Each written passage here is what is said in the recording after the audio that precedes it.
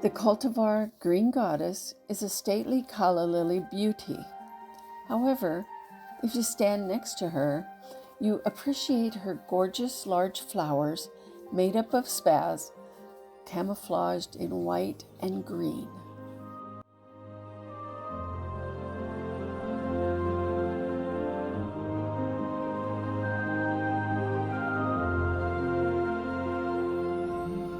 From across the garden, this is not so conspicuous.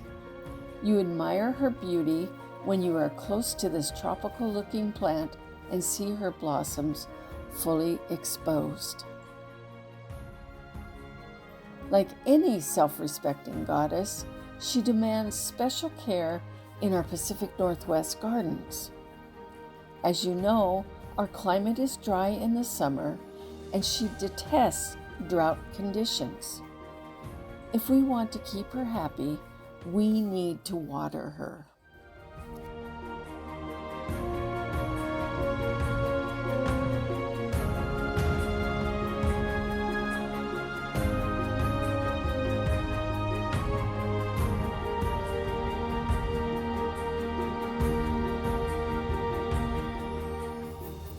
She can grow in shallow water, provided you lift her out before winter. The plant does not like her feet frozen in the water. If you want her in the garden, give her a deep drink of water once a week and mulch around her skirts to conserve moisture.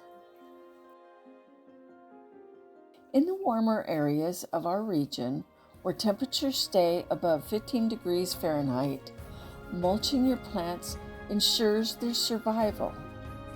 Some sources say it can survive down to zone 7 or 0 degrees Fahrenheit in your garden with mulching. However, if you live in the coldest areas of our maritime climate, you can also lift and store the tubers like you would dahlias, rather than risk losing your goddess.